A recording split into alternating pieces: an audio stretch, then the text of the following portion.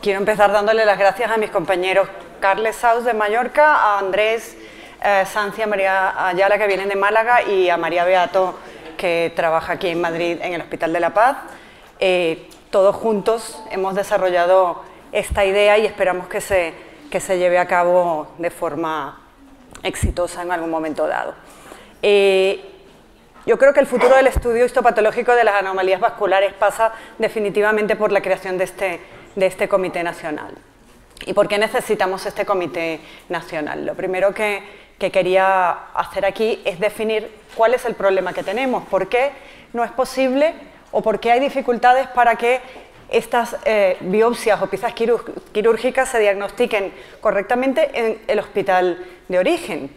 Y es básicamente, la explicación es relativamente sencilla. Yo aquí he tratado de enumerar varias de las razones que justifican que esta sea la situación.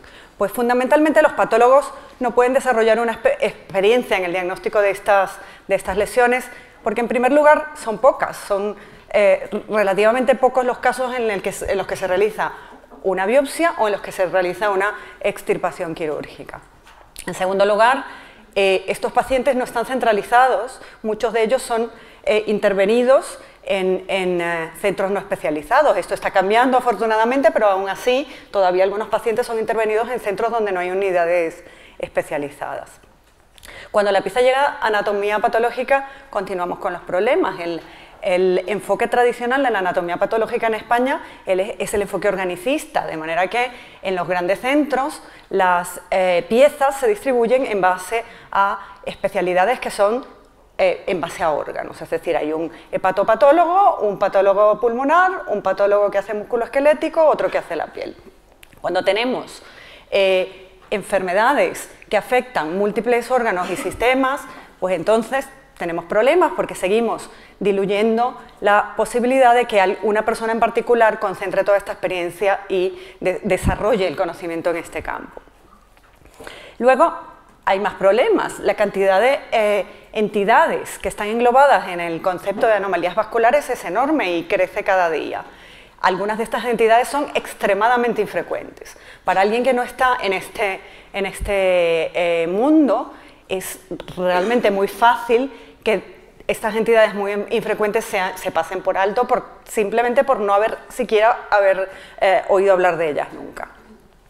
El tema de las unidades multidisciplinares, pues afortunadamente esta situación está mejorando y se están creando nuevas unidades de anomalías vasculares, pero tenemos que seguir por ese camino y cada vez tiene que desarrollarse más el concepto del grupo multidisciplinar en el manejo y en el tratamiento de las anomalías vasculares. Y luego un último problema que he querido poner aquí para discutir un poco más es la escasa literatura anatomopatológica. Cuando queremos buscar información, la forma más fácil que tenemos los patólogos de enfrentarnos a casos en los que tenemos poca experiencia es basarnos en la experiencia de la literatura, en la experiencia previa.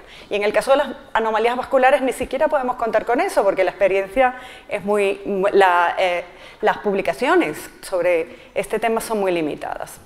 Yo me deprimí muchísimo leyéndome el capítulo de histopatología de las malformaciones vasculares del libro de Mulliken.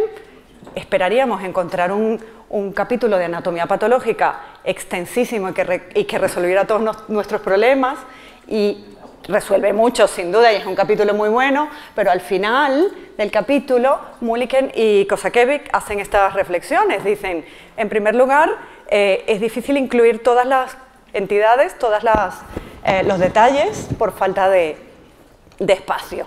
Pues la verdad que esto es un poco frustrante porque en un libro de 400 páginas, 10 páginas más para la histopatología podría haber sido una concesión relativamente simple. En segundo lugar, ellos no intentan caracterizarlas todas. Nosotros necesitamos que todas estén caracterizadas. Nosotros tenemos que poder encontrar un sitio donde podamos leer la descripción detallada de una anomalía vascular para poder hacer un diagnóstico histopatológico. Dicen ellos, en tercer lugar, algunas anomalías vasculares, particularmente las más raras, no siempre han sido claramente descritas o ilustradas con el detalle que la mayoría de los patólogos prefieren, y entonces es difícil llegar a un consenso. Esto refleja muy bien la situación que vivimos todos cada día. Y por último, y esto es la parte más triste de todo, ningún patólogo puede agrupar suficiente experiencia en anomalías vasculares para describir de forma confortable su histopatología desde un punto de vista personal solo. Entonces, ni tenemos la posibilidad de desarrollar experiencia, ni tenemos literatura, estamos perdidos, totalmente perdidos. Afortunadamente hay algunas publicaciones, como esta publicación del Dr. Wassef aquí presente, está en francés, pero es una publicación excelente sobre la anatomía patológica de las anomalías vasculares. Aún así, definitivamente este es un campo donde se puede hacer muchísimo más de lo que tenemos hecho hasta ahora. ¿Qué otro problema tenemos los que estamos en este medio? Pues la imposibilidad de reunir series importantes, el tema de la dilución de los casos hace que sea difícil también reunir series con un número de pacientes significativos para la investigación con tejidos.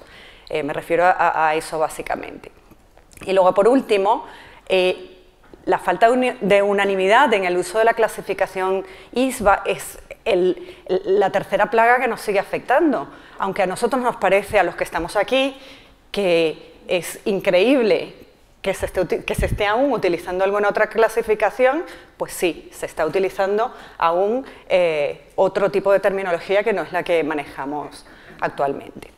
Las consecuencias de toda esta situación son que los patólogos tenemos dificultades para reconocer entidades raras o incluso variantes morfológicas peculiares de entidades que son frecuentes, porque no tenemos ni experiencia ni literatura. Tenemos limitaciones para realizar proyectos de investigación basados en tejidos, porque es difícil juntar suficientes casos para hacer una revisión publicable en una revista importante. Y luego, el uso de la terminología obsoleta sigue siendo un gran problema y repercute en que la utilidad del diagnóstico anatomopatológico que estamos haciendo muchas veces no tenga ninguna utilidad para el clínico. Se siguen clasificando tumores como angiomas simples o capilares y angiomas cavernosos, tal como describió Virchow en 1990.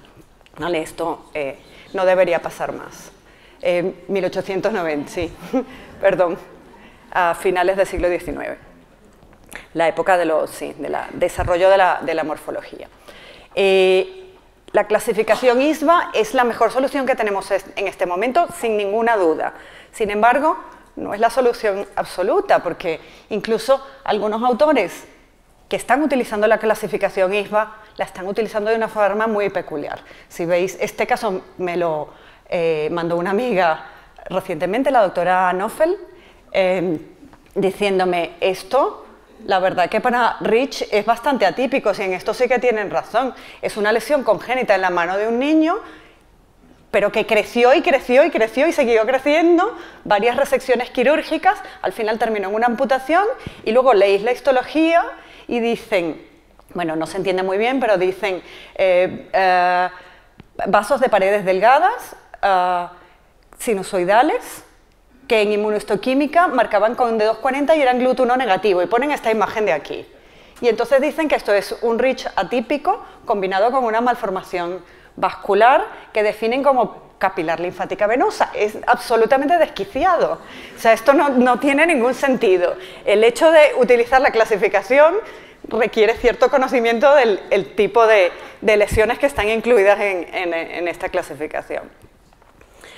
Y la solución que proponemos, ya os la he dicho al principio, es la revisión centralizada de las muestras de anomalías vasculares por un panel nacional de patólogos expertos con varios objetivos. La finalidad de esta revisión centralizada es apoyar a los especialistas que requieran asistencia en el diagnóstico anatomopatológico de anomalías vasculares. La gente muchas veces se siente sola sola ante el peligro, sin saber muy bien a qué recurrir. Difundir información científica actualizada al colectivo de patólogos sobre información relevante o actualizada sobre anatomía patológica de anomalías vasculares, promover la investigación clínica y básica en anomalías vasculares en España. Y esto de la revisión centralizada no es nada nuevo, no es nada que se nos haya ocurrido a nosotros, es algo que, como bien sabéis, se hace desde hace mucho tiempo, particularmente en tumores malignos. Este artículo, firmado por Hélène Jaffé, ya en el año 95, destaca la importancia de la revisión centralizada en el diagnóstico de linfomas. Es una práctica habitual para los patólogos remitir linfomas para revisión centralizada. Lo mismo pasa con gliomas en tumores cerebrales en general. Y este es muy interesante sobre cáncer de pene, en que todos los autores están de acuerdo con que la centralización de la histopatología aumenta la experiencia del grupo de patólogos que están haciendo la revisión centralizada y, por lo tanto, la precisión diagnóstica. Y consideran que la revisión centralizada es el gold standard para el diagnóstico histopatológico en el cáncer de pene. Solo señalar que todos son hombres. Solo digo.